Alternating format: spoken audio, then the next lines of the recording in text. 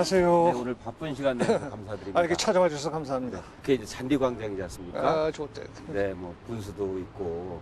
제일 좋은 자리예요. 네네네. 평화로워 보이는데. 예. 저 안에 그 들어가기만 하면은 좀 약간씩 변한다고들 하는데요. 왜 그렇다고 생각하십니까? 국민의 기대를 한 몸에 걸머쥐고 가니까 더 이상 자기가 아니에요.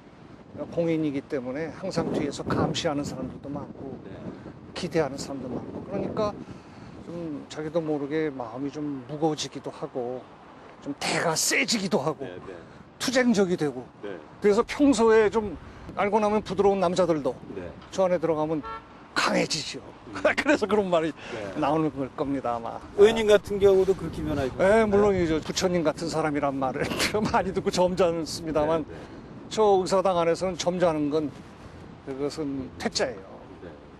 세게 해야죠. 이제 본격 좀 질문을 드려보겠는데요. 의원님께서는 뭐 당 의장도 역임하셨고 사선의 중진 의원이시니까 요즘 이렇게 당의 분위기라든가 이런 거 보시면 좀 하시고 싶은 말씀이 많으실 것 같습니다. 네. 과거에 저희가 정치할 때 일선에서 초선, 재선, 삼선할 때 그때 많이 이제 보아왔던 그 정치계의 어떤 하나의 그 패턴이 있거든요. 네, 네. 그런 게 다시 되풀이되는 걸 많이 봅니다. 그래서 이 야당이라는 게 참 뿌리가 약하거든요. 여당은 이제 세력이 세요. 소위 기득권 세력이 많이 그쪽 편이죠. 돈 있는 사람, 뭐 언론 무슨. 근데 야당은 원래 그 기득권이 없어요.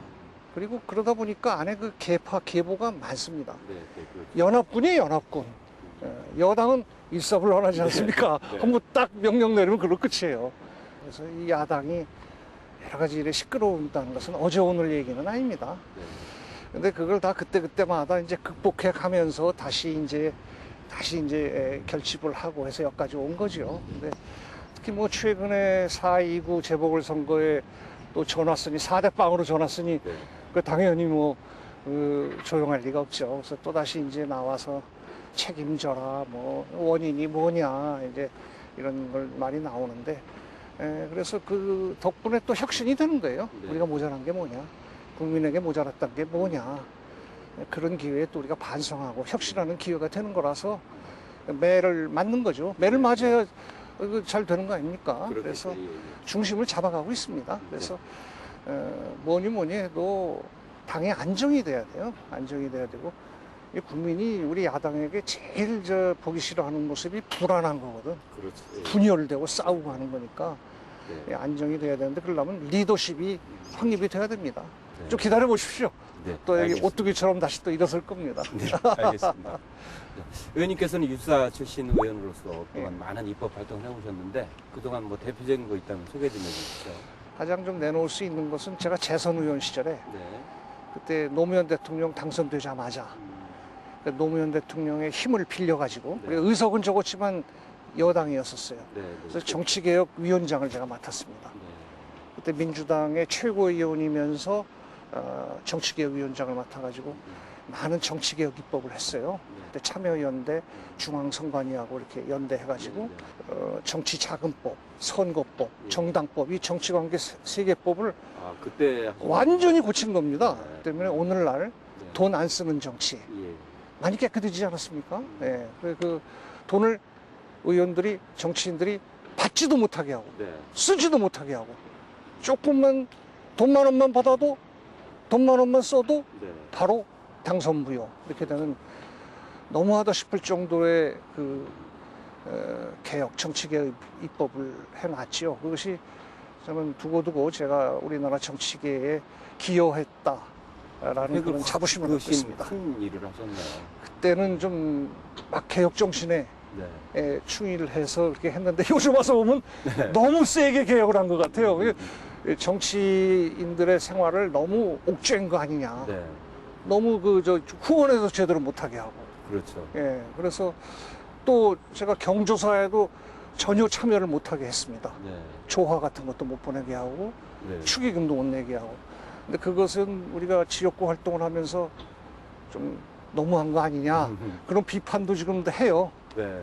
줄에도 못 보는 게 그때 제가 건가요? 만들었어요. 아, 그래서 네. 주장해서 지역구 의원이 주말만 되면 주례를 토요일 날, 일요일 날은 4번, 5번을 해야 되는 거라. 네. 주말에 아무것도 못 하겠어요. 네. 그래서 이거 안 되겠다 해서 이 주례 서주는 것도 일종의 정치적 향응을 베푸는 걸로 지역에서는 그렇게 간주를 해서 네. 중앙선관위하고 같이 상의해서 일거에 그냥 금지시켜버렸습니다. 네. 근데 지금 많이 그게 이제 사람들이 이제 알게 됐죠? 네, 다 거의 정착됐어요. 예, 예. 지역구 현안에 대해서 네, 본격적으로 하겠습니다. 강서 지역 같은 경우가 의원님께서는 뭐 특별한 인연이 또 있으시다고 들었습니다. 원래 고향은 아니시지 않습니까? 고향은 전북 그 남원 출생에 익산에서 초등학교를 다녔는데 네. 중학교 때부터 서울에 왔어요. 그러니까 뭐 서울 사람 다 됐는데 그러시네요. 네. 그러나 우리 강서구에 온 것은 이제 여기 20년 전에 출마하러 왔는데 네. 그 전에는 이제 변호사 생활을 하느라고 서초동에 살았죠. 그러나 강서구하고 인연은 있어요. 네. 제가 32년 전에 결혼을 했어요. 첫 신혼살림, 첫 살림을 강서구에서 시작했어요. 아. 여기 오려고 그랬는지 무슨 운명인지는 모르겠는데 네. 그 방화동에 그때는 거기는 뭐 포장도 안 되고 전철이 어디 있습니까? 좀 시골이었어요. 방화동이. 네. 그런 인연이 있어요. 그래서 다음에 그러셨구나. 여기 네. 공천받아 왔을 때 낯설지가 않았죠. 네. 강서구가. 네. 예. 그런 강서구하고는 신혼살림을 시작했다는 네. 그런 묘한 인연이 있네요. 네. 예. 그 당시에 32년 전에 올 때는 뭐 한 연립이라든가 뭐 이런 데 오셨지 않습니까? 근데 지금은 뭐 하늘과 땅 차이죠? 예, 그때 제가 여기에 신혼살림을 왜 차렸느냐? 딴 이유가 없어요. 집값이 제일 쌌습니다. 서울에서. 네.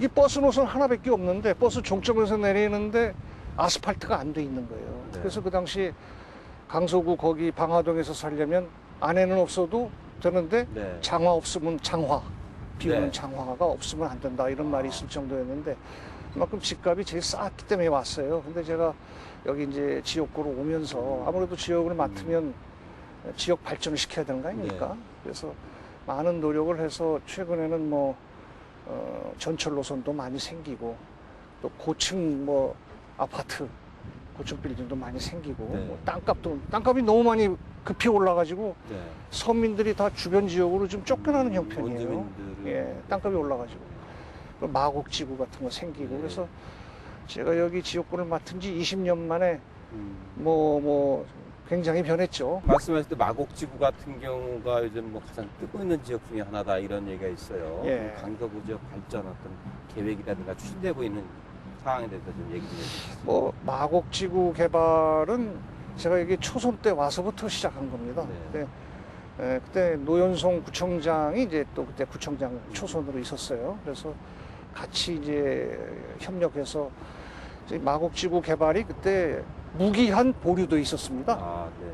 이제 환경 보존을 위해서 막 난개발을 방지한다고 그래서 조순시장 때만 해도 저는 개발 안 한다고 그랬습니다. 그래서 제가 막 주장을 했어요.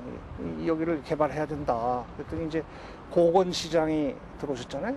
고건시장하고 담판을 했습니다. 이 지역은 환경 친화적으로 개발을 해야 된다. 네.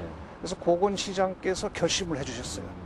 그래서 개발이 네. 시작된 거예요. 그래서 마곡지구 개발 시작에 대해서는 제가 제가 기여했다는 큰 기여를 했다는 그런 자부심을 갖고 있고 고건시장에 대해서 지금도 고맙게 생각하고 있습니다. 네. 그 복지 문제에 관해서 여쭤보겠습니다. 네.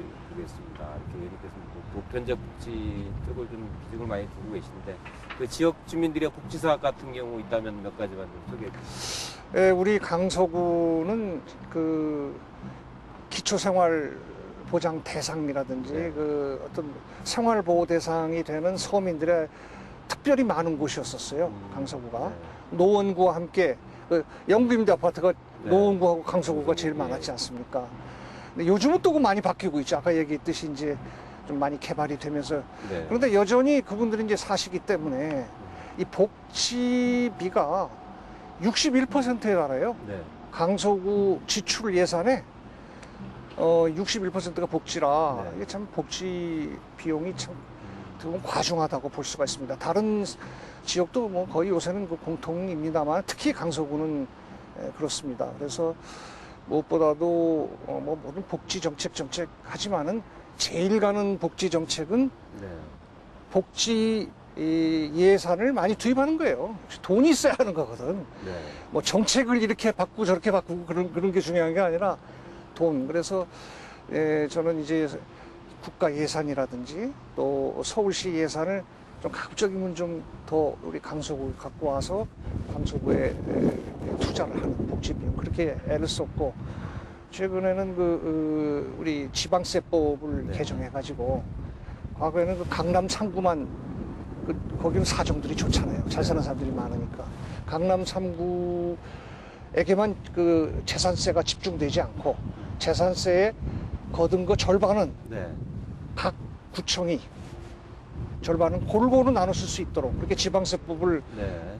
개정했어요. 아, 강남 3구는 반대했죠.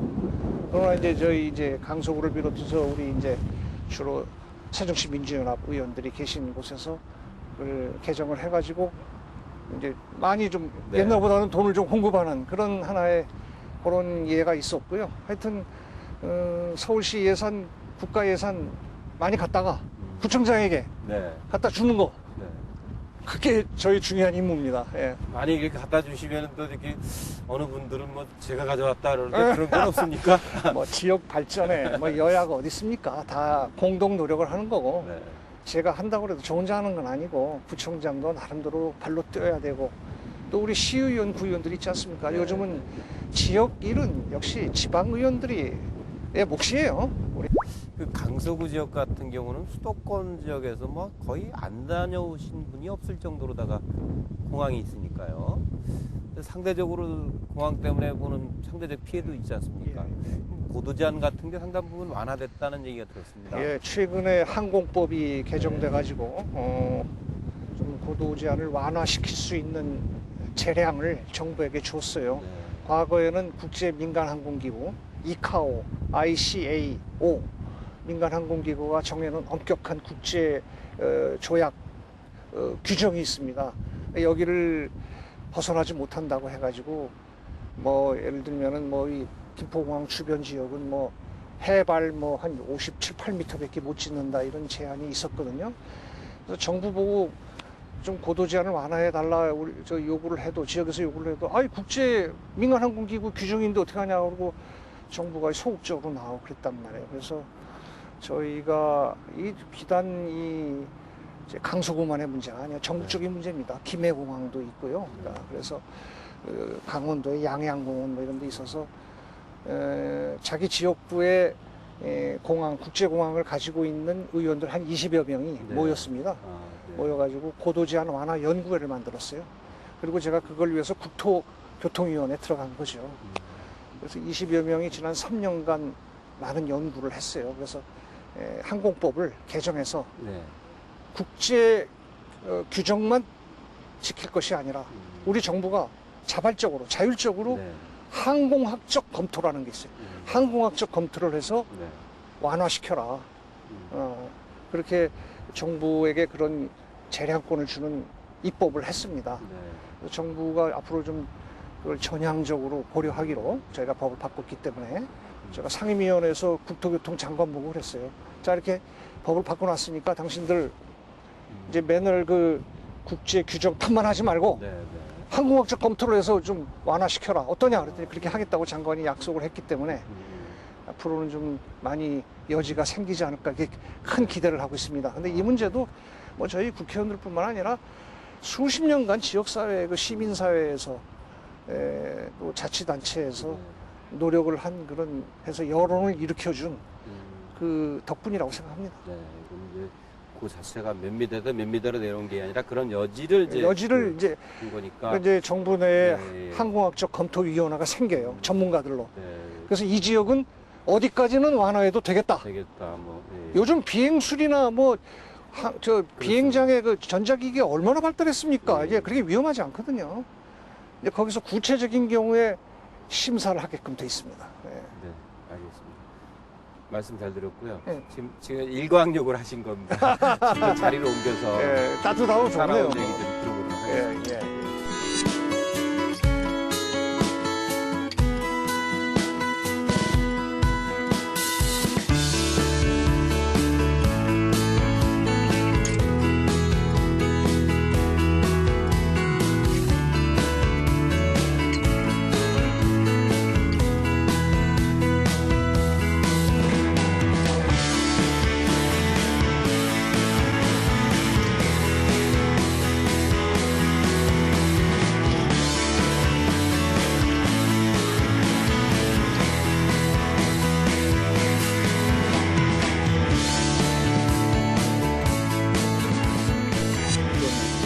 군복을 입으셨는데 무단자라는 제가 말은 좀 들었거든요. 예.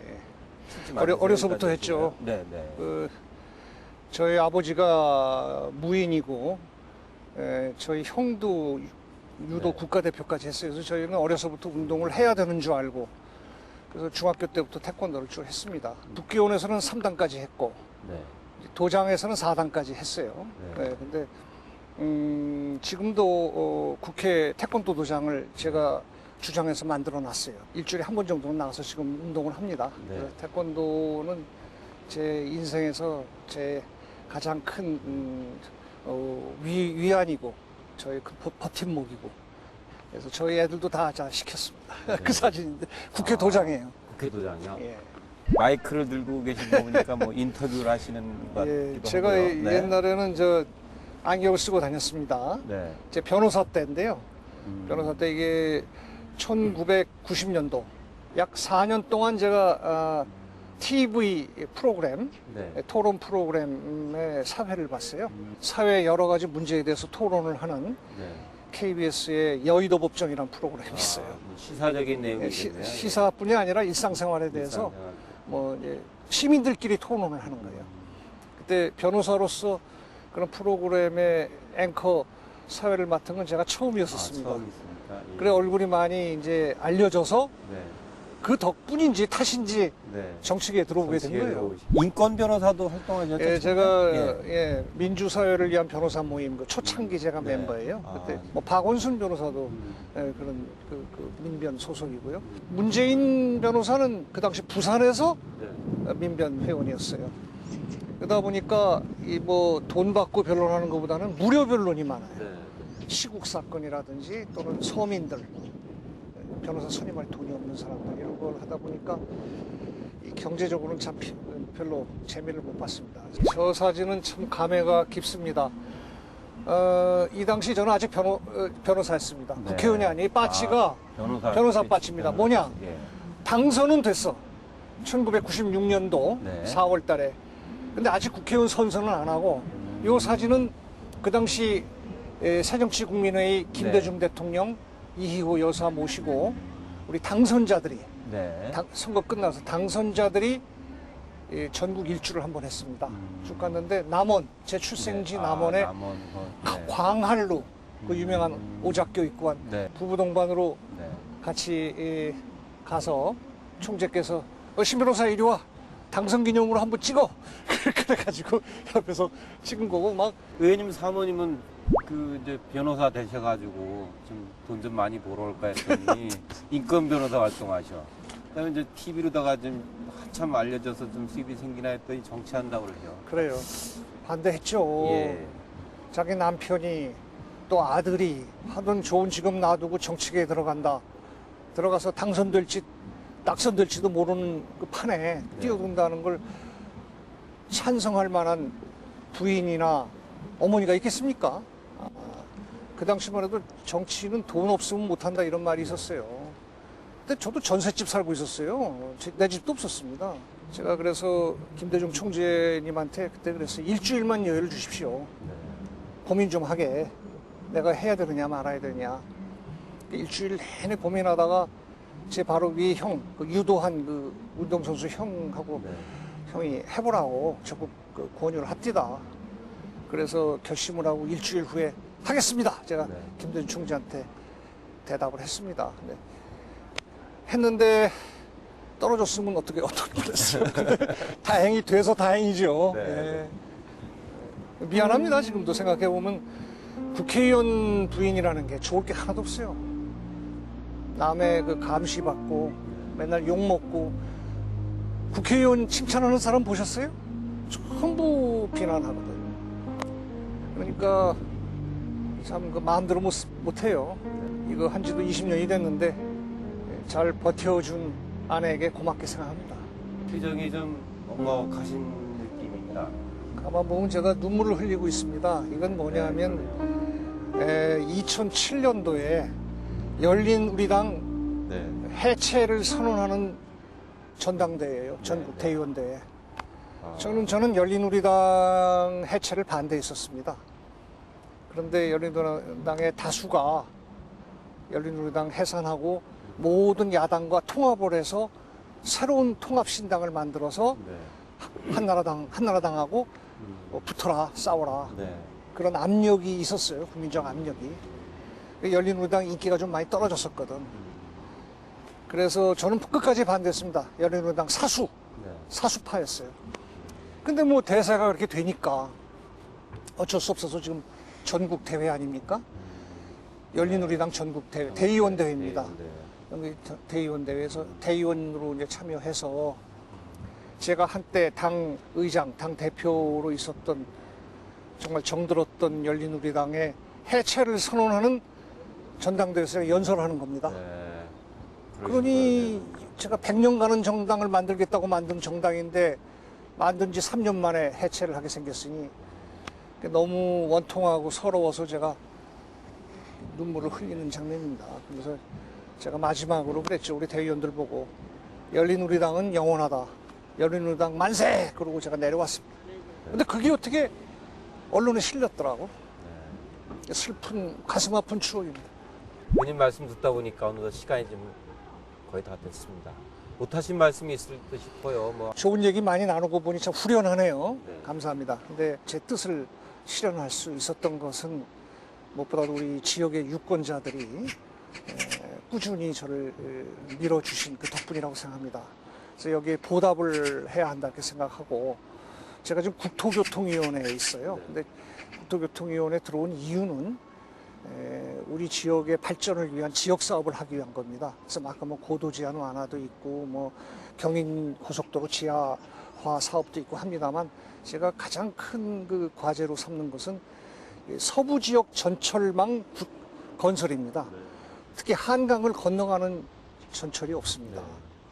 지금 부천에서부터 출발해서 양천을 거쳐서 강서구를 거쳐서 가양대교로 해서 마포로 상암지구를 거쳐서 그 홍익대 학교 앞에까지 가는 그 노선, 요 전철 노선을 건설하기 위해서 제가 국토교통위에 들어갔습니다. 아무튼 제가 지금까지 해온 것처럼 여러분에게 보답하기 위해서 개혁과 진보 정신으로 열심히 해서 여러분께 보답하겠습니다. 오늘 좋은 말씀 다시 한번 감사드립니다. 수고하셨습니다. 감사합니다. 수고 많으셨습니다. 네. 아이고, 수고 많으셨어요.